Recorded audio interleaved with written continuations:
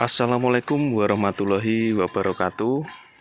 Oke, bolo-bolo ngarit semua, kita ketemu lagi di Atmal Farm Channel ya, channelnya peternak pemula. Oke bolo, konten kali ini kita membahas apa ya ini enaknya ya. Saya juga bingung ini mau membuat konten apa ya, karena sudah terlalu banyak. Masa ya kita membuat konten pakan terus kan ya, yang melihat juga bosan ya. Ini kambing orang tua saya bolo. Ya, ini pakannya hari ini daun melandingan ya. Ini kambingnya sangat suka. Ini pakannya hanya pakan tunggal, yang diberikan pakan tunggal ya, daun melandingan saja. Kalau yang ini pakan kambing saya ya macam-macam, ada rumput. Ini rumputnya rumput sisa kemarin saya berikan. Kemarin nggak habis. Sama ada tambahan ya. Tadi daun plik-plok sama rayut-rayutan sama daun apa namanya trembelek. Ini juga sama, pakannya ada rumput, ada daun trembelek. Oh ya bolo, ini kita membahas ini aja ya, update terbaru tentang telo Papua yang kapan hari kita panen ya. Kita membuat video tentang itu saja ya. Oke bolo, ini adalah telo Papua yang kemarin kita panen ya, sekitar 2 mingguan ya.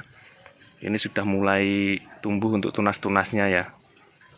Ternyata memang untuk proses panen telo Papua ini, kalau menurut saya ini lebih bagus menggunakan gergaji ya. Karena apa? Yang pertama tentu saja bekas lukanya itu lebih rapi, bekas potongannya itu lebih rapi daripada kita menggunakan sabit. Terus yang kedua, jika kita menggunakan gergaji bolo, ini batangnya akan aman, tidak akan pecah. Nah setelah itu, dengan batangnya tidak pecah atau ranting-rantingnya tidak pecah, maka tumbuh tunasnya akan lebih bagus dan lebih sempurna.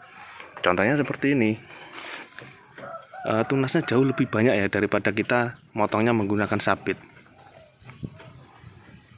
Nah itu, bahkan yang sampai bawah-bawah itu,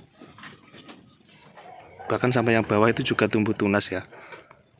Ini satu batang ini bolo, satu ranting ini tumbuh tunas 1, 2, 3 bolo. Jadi setiap mata tunas itu tumbuh untuk tunasnya. Bahkan yang bawah ini juga mau tumbuh ini ya, bisa dilihat ya. Nah itu, satu batang atau satu ranting ini rata-rata semua mata tunasnya tumbuh. Contohnya seperti yang di bawah ini. Itu malah atas bawah juga tumbuh bolo. Terus ini yang bawah, batang bawah juga tumbuh untuk mata tunasnya. Jadi memang kalau menurut saya lebih bagus kita potong menggunakan gergaji ya. Nah ini sebelah sini yang masih kecilnya juga bagus sekali, tumbuh tunasnya juga banyak ya. Bahkan ada yang satu ruas itu ada yang tumbuh mata tunas 2 bolo. Nah seperti ini.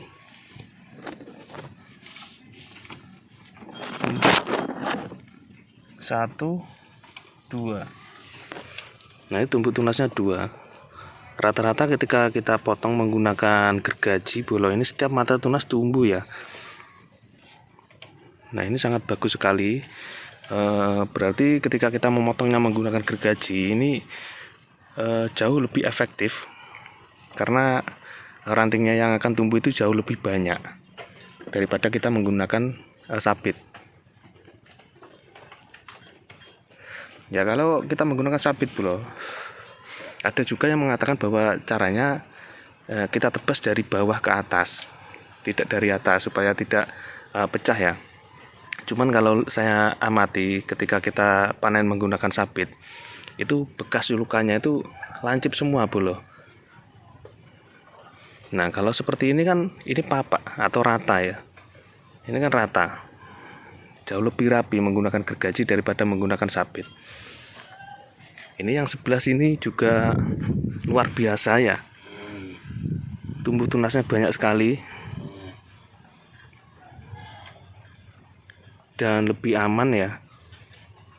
Jadi kalau telo Papua ini bolo ketika musim kemarau ya, kalau saran saya ya, jangan dipotong batangnya bolo atau ruasnya rantingnya, tapi kita ambil daunnya saja, karena kalau musim kemarau tidak ada air ya, mungkin kita tanamnya di Tegal ya, itu rawan mati bolo kalau kita ambil sama rantingnya.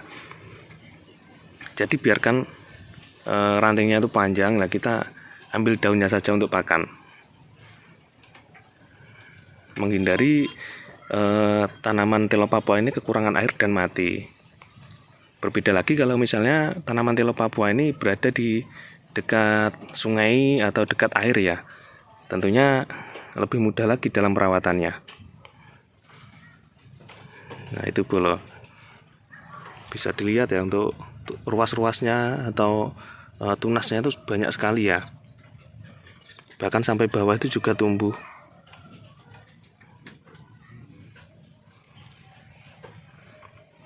Ini sangat bagus sekali ya, nanti kita aplikasikan ke semua tanaman telo Papua kita.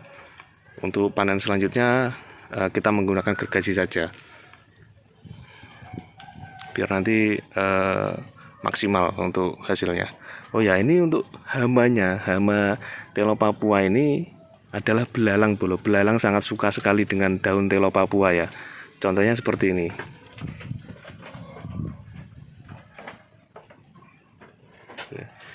Itu juga yang atas juga dimakan sama belalang. Ini belalangnya masih kecil-kecil. Kalau belalangnya besar bisa habis ini untuk daun-daun telo Papua ini.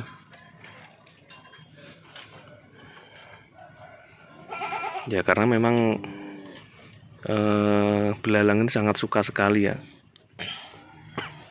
Di Tegal itu juga saya amati juga banyak dimakan belalang bolo. Malah di Tegal itu tempat saya belalangnya besar-besar, jadi ya ada yang daunnya itu berlubang-lubang banyak sekali ya. Contohnya seperti ini dimakan belalang ya. Nah hamanya ya ini, kalau telo Papua ya belalang ini,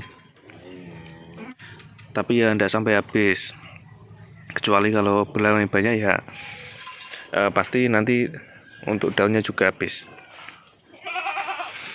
Nah ini juga sama tadi, rantingnya banyak sekali yang tumbuh ya, tunas-tunasnya.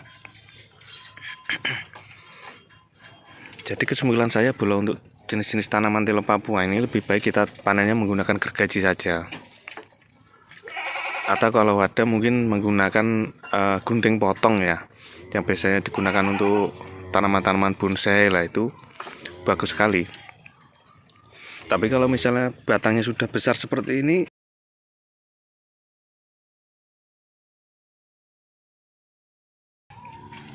kita menggunakan gunting potong ranting itu kan juga tidak bisa. Nah yang bagus, yang efektif ya menggunakan gergaji tadi.